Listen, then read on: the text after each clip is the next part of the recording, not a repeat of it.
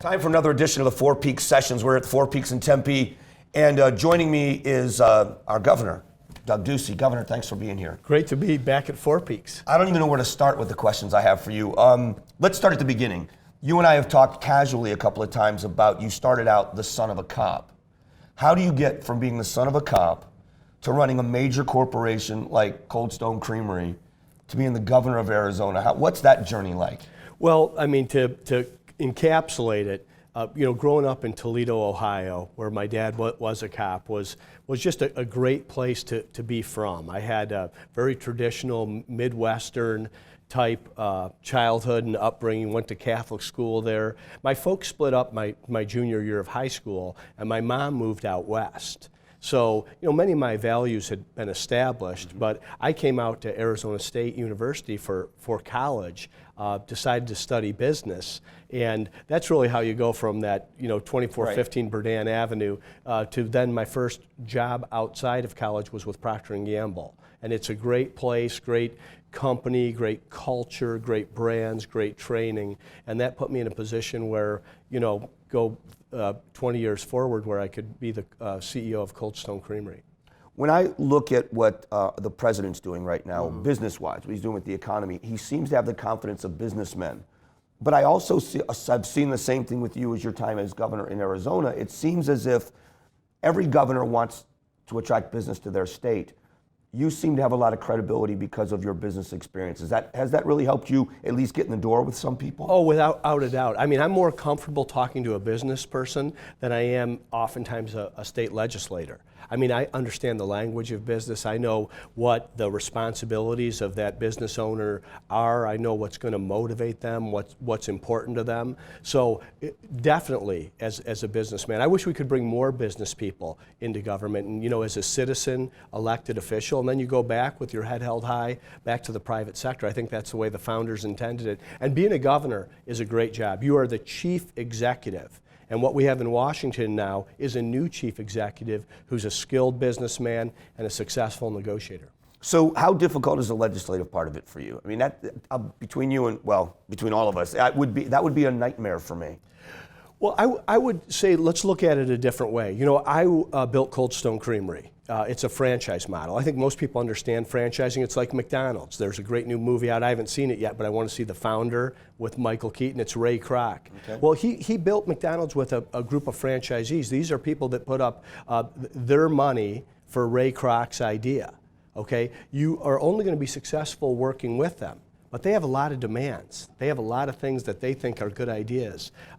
I was successful at Cold Stone Creamery by working with my franchise community. I had a national advisory board that was the best of my franchise community, an area development board where the people that owned the 50 states. I never missed those meetings. I always wanted to know what was on their mind. And I knew if I was addressing their concerns that I could move the franchise community forward very quickly and people would know that they had been heard. I look at the legislature the same way. They are a separate and co-equal branch. They've all been elected in their own right, and I give them that respect. They've been elected by citizens just like I have. They have a role in this process. So I have found this to be a partnership so far. We don't agree on everything, but I go out of my way to visit, have coffee, make phone calls, and be responsive. I mean, they are, in essence, in the business standpoint, they're the first customer in terms of communication with the legislative districts and with the people that are participating in the political process across the state.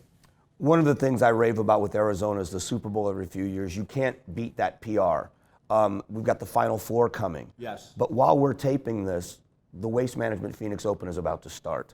You're a Thunderbird. Yes. Tell me about that tournament, what it's meant to you personally, but also what it means to us. We just see the big numbers on the golf course. Sure. But what does it mean for Arizona? Well, it's a great week. It's next week. I can't wait for it. I think something that's very special about the Phoenix Open and the Thunderbirds is this began in 1937 with Bob Goldwater, Barry's brother. And he said, we've got to promote the Valley of the Sun through sports. So he brought a group of leaders together and said, we've got to tell the story of Arizona and of Phoenix around the country. And it really was a very small tournament. It used to be at Phoenix Country Club.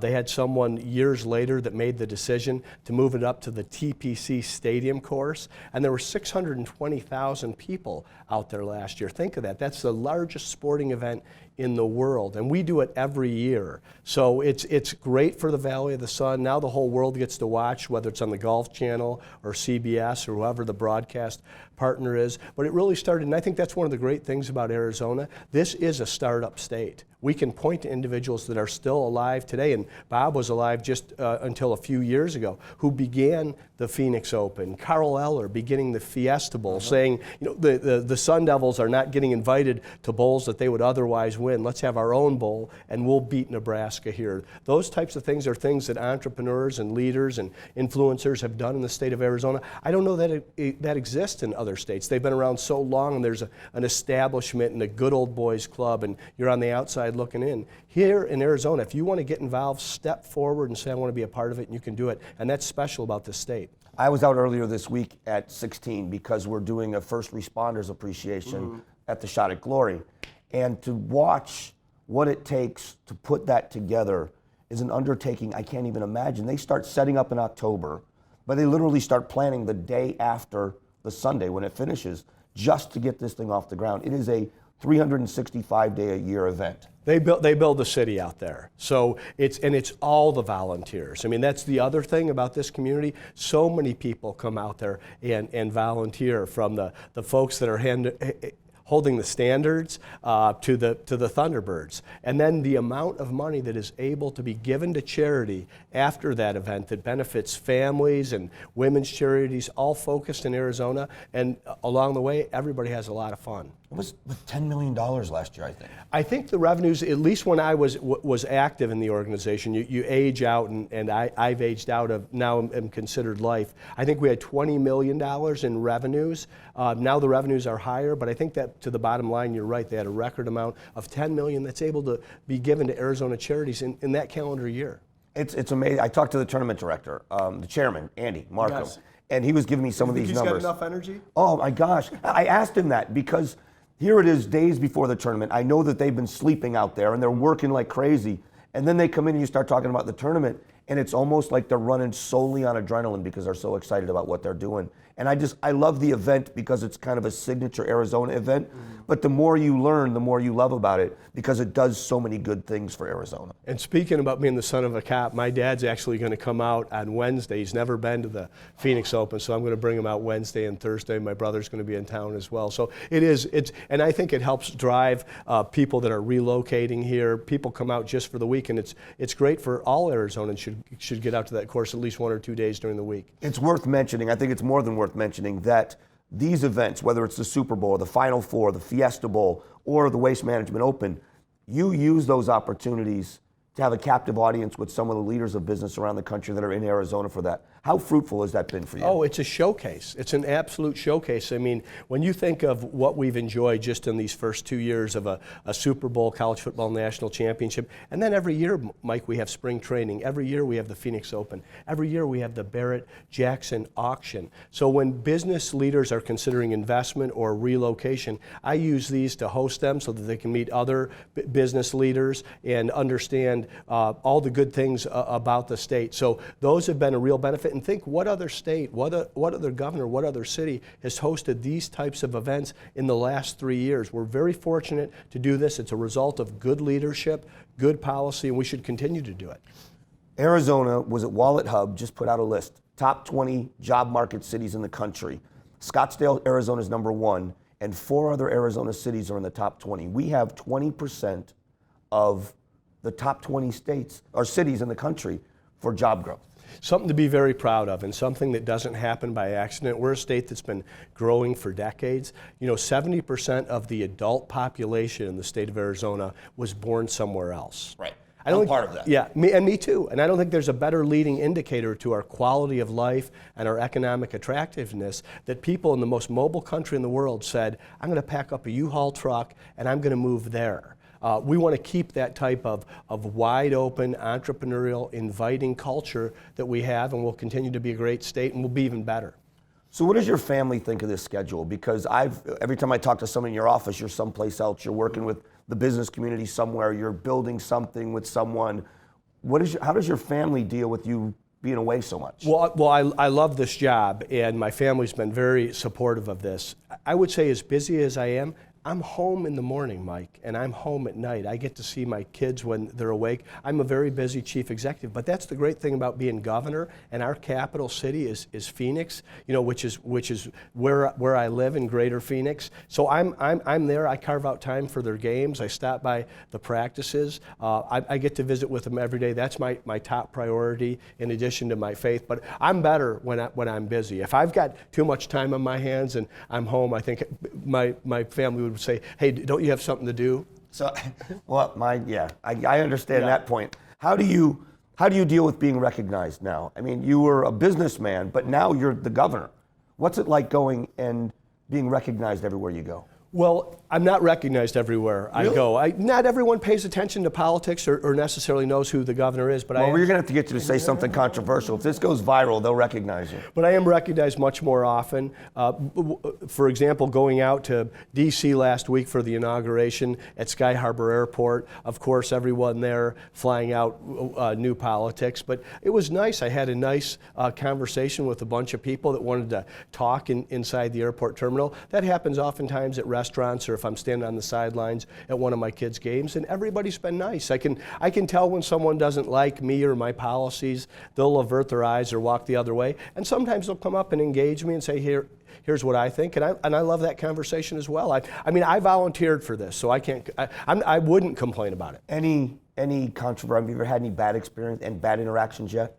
I had a unique experience where I was out with my family at Chipotle after Mass on Sunday, and we just sat down for lunch, and a guy came over and he said, hey, will you come over and take a picture with my kids? And I could see they were in the middle of their lunch as well, and I said, let me finish my lunch, and then I'll come over and so I can visit with my family. And he said, no problem.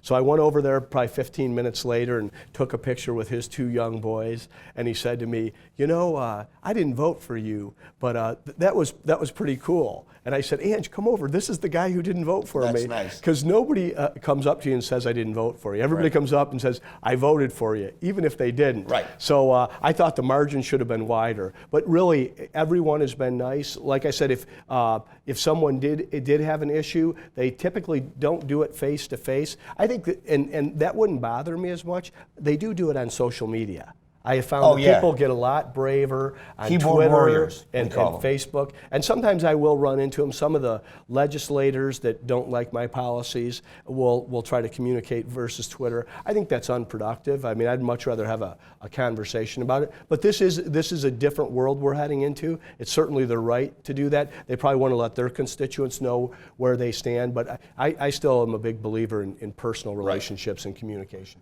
So what then is, I don't want to, policy, we talk so much about policy, but what's next for you? I mean, 2 terms is all you can get. Let's say you get that second term, then what? Well, I'm only 2 years in, right. So I'm halfway done with this first term.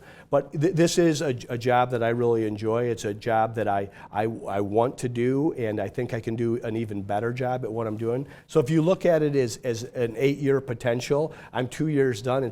We've just completed the first quarter. So for me, what's next? The second quarter. Okay. And I also think there's a learning curve. I went to new governor's school 2 years ago. Now this past month, I went back and taught it. What is new governor's school? Now this is I got to learn. What is new governor's school? It's almost like freshman orientation at a university or your freshman year of high school. So new governors come back, and governors that are seasoned or experienced or that have turned out will be there to share best practices, mistakes, things they would have done differently. And I think one of the things that I remembered from new governor's school is they show you this chart and they say, today this is your level of popularity and this is your level of knowledge. And these 2 lines invert over the next 4 years. You become less popular and you get to learn more. I've tried to work hard so that we've had good policy that gives us political capital, but I'm a lot smarter today about this job than I was 2 years ago. Who taught it when you were there? There were a number of guys. Jay Nixon from Missouri, Steve Bullock from Montana, Dan Malloy from Connecticut, John Hickenlooper from Colorado, Gary Herbert from Utah, And I think there were even more, but that's who I remember. I remember Asa Hutchinson was a new governor that went back there from Arkansas. But boy, it was very candid, and you could ask any question, and they would share. Here's what I would do differently. Here's how to best work with the legislature. And not everybody agrees. You know, those meetings have been good. I've continued to go to those meetings. I'll give you one great example. Jay Nixon talked in one of those meetings with only governors about his experience in Ferguson. And Larry Hogan, as governor of Maryland, talked about his experience in Baltimore, you know, during the riots in the summer. And to really learn how a governor handled that, what they would do differently, how to be proactive. I just got back, I was speaking to all the police chiefs around the state of Arizona. I want to have that relationship with our men and women in law enforcement and relationships with community leaders. That's the way that you avoid those things. We've been fortunate in Arizona. We're not perfect, and I don't want to paint us as perfect, but we live in the 5th largest metropolitan area in the country, and we haven't had the same experiences as these other areas. That's a result of good policing, good policy, good leadership, and good relationships across the board with community leaders. Yeah, it's amazing that when you travel anywhere, you see that sometimes that rift.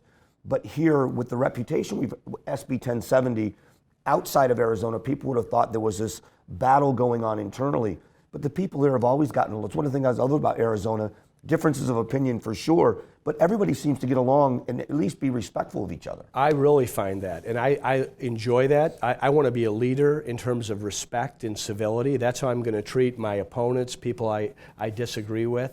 So I think much of the country, especially the discussion of this election cycle, we've already been through this. We've already talked about many of the things that we think can be different in the state of Arizona and in the country. So I'm hoping as a governor that we can be a leader, a model state, and be the most innovative state in the country as well.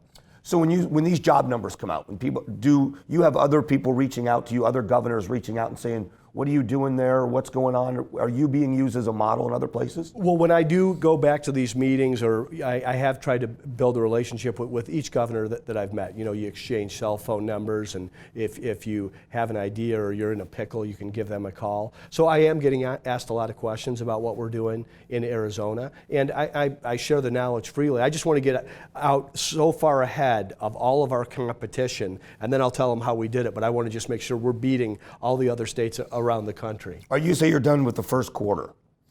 Moving forward, what would you like to, what is your agenda? What do you dream of accomplishing for the state of Arizona between now and whether it's 1 term or 2 terms as governor? Well, I ran on this platform of growing our economy. And I do think, you know, you have a better quality of life, you have a much better society when you have a K-12 education system where children graduate and they have some knowledge that they can take into the marketplace or to college or the military. And then you have careers here so that families can come here and grow here and build a fulfilling career here. I think almost all of the problems that I face in public policy would be solved if every kid could come out of high school with the knowledge to go on and have a productive life. So I want to stay focused on those things, and I want Arizona to be seen as a model state. I think the people that live here love it.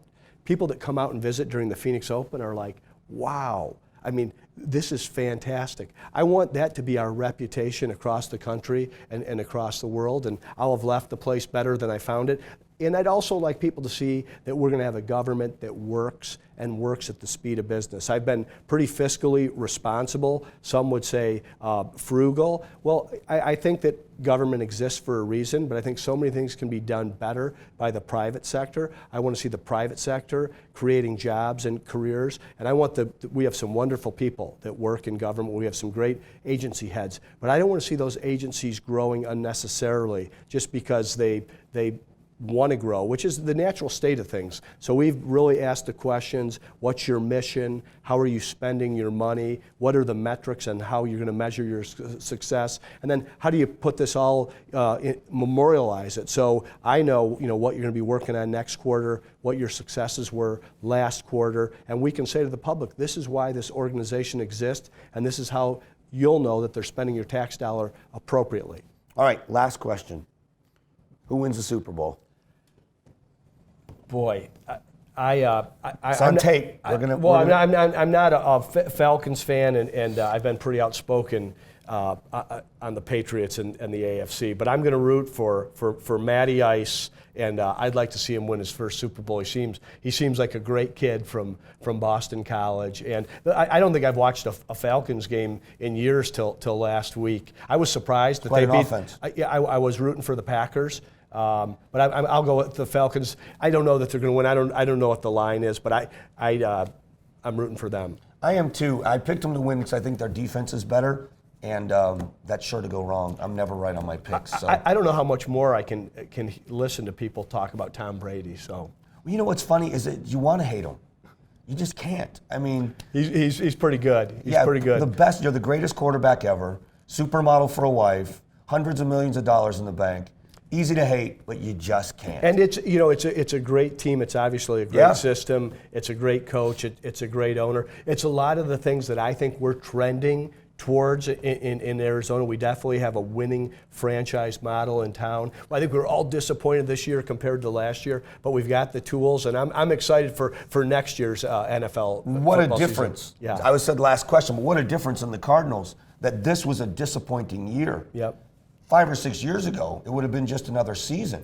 But what they've built there, what Michael Bidwill has built there, and the coaching staff and the management, is really something with high expectations. Every game has been sold out in that stadium. It's a phenomenal atmosphere, and I think this season, I loved watching All or Nothing. I don't know if you watched it on I didn't watch the last episode. I still haven't watched the last one. Oh, it's so well done, and I know. it's such great entertainment, and you feel like you get to know Bruce Arians and Patrick Peterson and Michael Bidwill and Steve Keim and Larry Fitzgerald. So, and I think you could go to this year and actually look at 3 or 4 plays, and if you just have a good snap, we're in the playoffs, right. and we're in the hunt. We know we'll be knocking on the door next year. We've got great ownership, we've got great management, we've got great players of character, and I think that's important as the father of 3 teenage sons. So I'm a Cardinals fan. When you look at Larry Fitzgerald with the Cardinals, Shane Doan with the Coyotes, we have just such great leadership across the board. Earl Watson, the coach of the Phoenix Suns, oh my gosh, somebody I got to know a couple weeks ago. Phenomenal individual, has a John Wooden mentality. And Goldschmidt with the Diamondbacks. Mm-hmm. There's just such great. They're easy to cheer for. And let's just hope Larry Fitzgerald gets that Man of the Year. He's up for Man of the Year in the NFL. He deserves it. I want to see him Man of the Year. I don't know, have they announced the Hall of Fame? I want to see Kurt Warner in the Hall of Fame. And I want to see these guys return for one more season next year. That would be great. One more run at it, as long as Coach Arians' health stays up. Yes. Governor, always a pleasure. Thank you, Michael. Thanks. It's Four Peaks Session with Governor Doug Ducey.